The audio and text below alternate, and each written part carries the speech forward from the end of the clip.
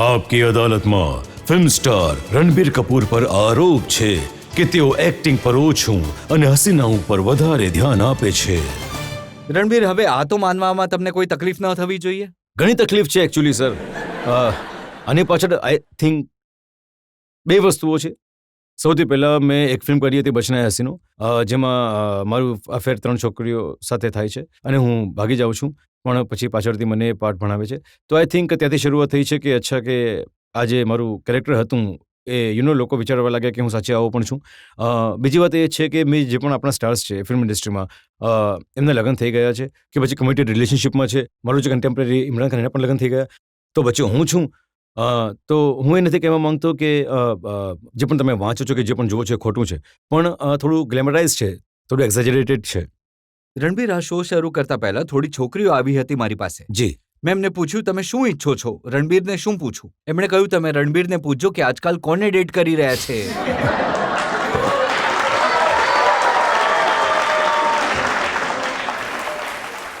Sir, કોણ હતી એ છોકરીઓ સર? હું એમને હું છું. હા. I would love to date you all guys. Honest truth is જે ઓનેસ્ટ ટ્રુથ ઇઝ છે કે હું ઘણા સમયથી સિંગલ છું. I am focusing on my film Rockstar and I am a normal 28 years old guy. હું સવારે ઉઠું છું, કામ પર જાઉં છું, મને પછી હું ઈચ્છું છું કે મારી એક ગર્લફ્રેન્ડ બને, હું એમની સાથે ડિનર પણ જઈ શકું, ફિલ્મ જોવા જઈ શકું. બટ શું છે કે હું વધારે એટલા લોકોને મળતો નથી. હું ઘરે બેસી રહું છું જ્યારે હું શૂટ નથી હોતું, અને જ્યારે હું શૂટ કરું છું તો હિરોઈન જે હોય છે એ તો એવું થાય છે કે હિરોઈનની સાથે દોસ્તી થઈ જાય છે. તો તમે ડિનર માટે જાઓ છો કે ફિલ્મ જોવા જાઓ, લોકો સમજવા લાગે છે કે આની પાછળ કોઈ રાઝ છે, અફેર છે, આ છે, તે છે. બટ એવું કંઈ હોતું નથી. આ ગીત તમારા પર બિલકુલ ફિટ થાય છે. जो भी प्यार से मिला हम उसी के हो लिए.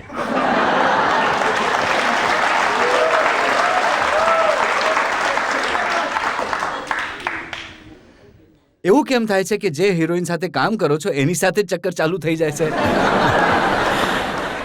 તો એની સાથે ચક્કર ચાલતો નથી સર. લોકો એવું સમજે છે કે ચક્કર ચાલી રહ્યું છે. જ્યારે પણ હું એક રિલેશનશિપમાં હતો, I was very honest about it. મેં ક્યારે પણ છુપાવ્યું નહીં. હું વાત કરતો હતો એના વિશે. બટ હમણાં હું really sir, I promise you જજ સાહેબ, હું સાચે રિલેશનશિપમાં નથી, હું સિંગલ છું. રિયલી પ્લીઝ તમે મારો વિશ્વાસ આ કરો. એક સ્ટારડસ્ટ મેગેઝિન છે, એણે તમારા પર એક સ્પેશિયલ ઇશ્યુ બહાર પાડ્યો છે. અચ્છા. જ્યારે એને વાંચવા લાગ્યો તો એમાં એમણે તમારા અફેર્સ પર 6 પેજ લખ્યા છે. અને એમણે લખ્યું છે મિસ્ટર કેસેનોવા. અચ્છા. ખોટું સર. ખોટું છે? ખોટું છે. એમાં એમણે લખ્યું છે કે સાવરિયાના સમયે સોનમની સાથે એમનું નામ જોડાયું, એ પોતાનું કરિયર બનાવવા જતી રહી, આને એકલું છોડી દીધું. નહીં સર, આ ખોટું છે સર. ખોટું છે? ખોટું છે સર. અને એના પછી દીપિકા સાથે રિલેશનશિપ હતી જેને તમે પબ્લિકલી સ્વીકાર કરી. જી સર. એ સાચી બરાબર વાત છે? હતી એ સર. સાચું છે? સાચી વાત હતી સર. અને પછી દીપિકાએ રંગે હાથો પકડી લીધો. નહીં સર. સર, એ કંઈ પણ વધારે કરીને ઘણો મોટો ઇશ્યુ બની ગયો હતો. એવી કોઈ વાત હતી નહીં સર. દીપિકા હજુ પણ મારી ઘણી સારી મિત્ર છે. અમારો સંબંધ કેમ તૂટ્યો, આઈ થિંક આ એક પર્સનલ મેટર છે. લોકોને કે I think out of respect of relationship, અને સ્પેશિયલી એક છોકરી છે, આગળ જઈને લગ્ન કરશે. I think it's very unfair to girl કે હું આના વિશે કંઈ પણ વાત કરું. નહીં, હું તમારા સેન્ટિમેન્ટની રિસ્પેક્ટ કરું છું. જી સર. સારી વાત છે, તમે નથી કહેવા માંગતા, પણ એ જે કહેવા માંગે છે, એમણે એક ટીવી શોમાં 2 વાતો કહી. જી. એક તો એમણે કહ્યું કે Ranbir is a right person to endorse condoms. I think it's a great thing that she said, કારણ કે જે યુથ છે, જે મને પસંદ કરે છે, I think condom is something which we all should aware of safe sex. તો મને આ વાતને લઈને કંઈ ખોટું નથી લાગ્યું. But it's nice. Okay, I will try and endorse કોન્ડમ્સ.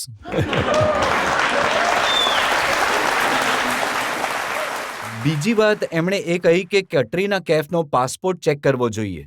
Sir, ના તો હું કેટરીના કૈફનો સેક્રેટરી છું, ના તો હું પાસપોર્ટ કંટ્રોલમાં કામ કરું છું. તો જો એ ચેક કરવા ઈચ્છે છે તો she is more than welcome to call her. પણ મને આની પાછળ જે લેયર હતું એ મને સમજાયું નહીં. એની પાછળ લેયર એ હતું કે જ્યારે તમે અમેરિકામાં શૂટિંગ કરી રહ્યા હતા તો એ જાણવા માંગે છે કે કટરીના તમને મળવા છુપાઈને ગઈ હતી કે નહોતી ગઈ.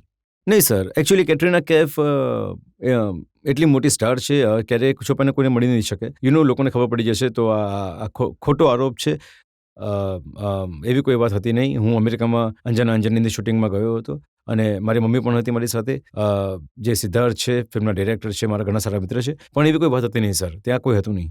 અને પ્રિયંકા ચોપરા પણ હતી ત્યાં. જી, પ્રિયંકા ચોપરા પણ હતી ત્યાં. હા, એમને લઈને પણ આ મેગેઝિનમાં ઘણું બધું છપાયું છે કે જે 5મું અફેર હતું એ પ્રિયંકા ચોપરા સાથે હતું. સર ક્યારેક ક્યારેક હું વાંચું છું ને તો હું વિચારું છું કે આ બધું જ ટ્રુ હોત, પણ પણ એવી કોઈ વાત છે નહીં સર.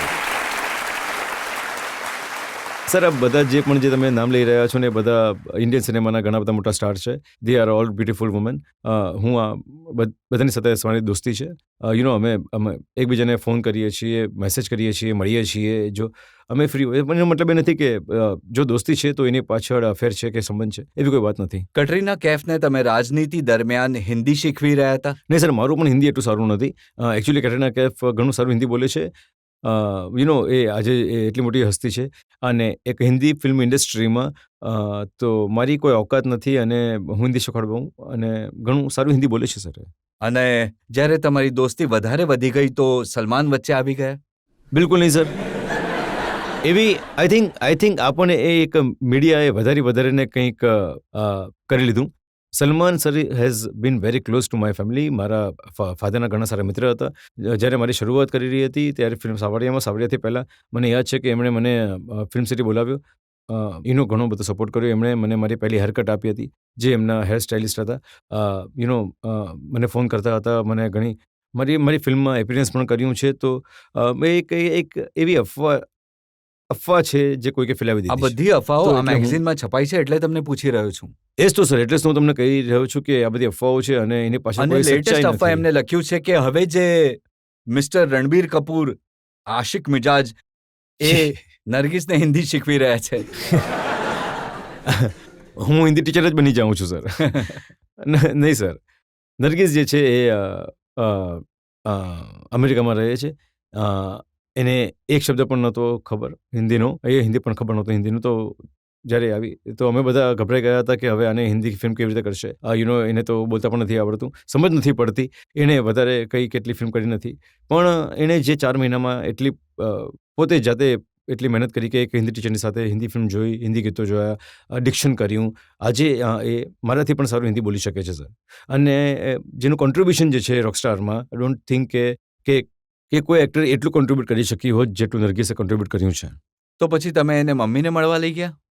નહીં, એકચ્યુઅલી એ મારી મમ્મીને એકચ્યુઅલી ઘણી ક્લોઝ થઈ ગઈ છે. વાતો સાંભળો ને. એ મારી મમ્મી અને નરગિસની બહુ સારી દોસ્તી થઈ ગઈ છે. એ એકચ્યુઅલી એક અઠવાડિયામાં 3 વાર આવીને મમ્મી સાથે જિમ કરે છે. તો અને એમની દોસ્તી મારે કારણે નથી થઈ, કેમ કે મારી સાથે કંઈક છે એટલે મમ્મીની સાથે દોસ્તી કરી રહી છે. their friendship is apart from what I am with her. મેં આ જ મેગેઝિનમાં એ લખેલું વાંચ્યું કે કટરીના કૈફ એ વાતથી નારાજ થઈ ગઈ કે તમે તમારી મમ્મી સાથે નરગિસની મુલાકાત કરાવી. એવી કોઈ વાત નથી.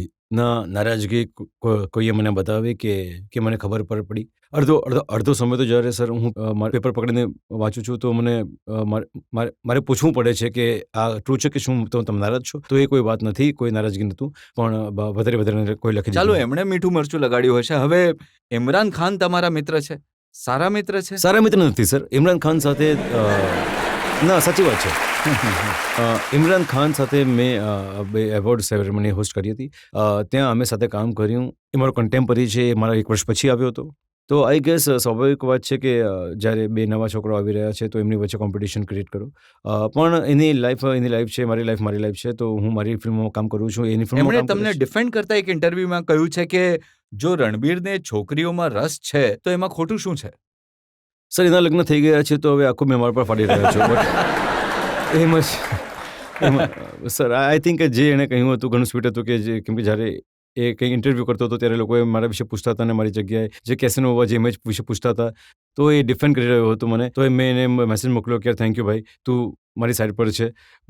But we are just friendly. એવું નથી કે મારો ઘણો સારો મિત્ર છે. તો આ જે કેસેનોવા ઇમેજ છે આ ઠીક છે, નથી ઠીક, હોવી જોઈએ, ન હોવી જોઈએ? મને ખબર નથી સર. હું કોશિશ નથી કરી રહ્યો કે લોકો મને કેસિનોવા સમજે કે હું અહીં એક્ટિંગ કરવા માટે આવ્યો છું. મને વધારે ગમશે જો લોકો મારી એક્ટિંગ વિશે વધારે વાત કરે, મારી ફિલ્મો વિશે વધારે વાત કરે. ખરાબ લાગે છે કે જો હું ઇન્ટરવ્યૂ કરી રહ્યો છું તો 80% લોકો તો મને આવા જ સવાલ પૂછે છે, મારી ફિલ્મો વિશે ઓછું પૂછે છે. તો એવું લાગે છે કે ચાલો વધારે મહેનત કરીશ, હજુ દિલ કરીને કામ કરીશ, આગળ જઈને લોકો બધું ભૂલી જાય. એક સારી છોકરી શોધીને હું લગ્ન કરી લઉં, સેટલ થઈ જાઉં અને લોકો મારી ફિલ્મો વિશે વાત કરે. પણ કોઈને કોઈ તો કારણ હશે કે તમે 6 હિરોઈન સાથે કામ કર્યું અને 6 ના નામ તમારી સાથે જોડાયા. મારું સૌભાગ્ય છે સર, હું એ જ કહેવા ઈચ્છીશ.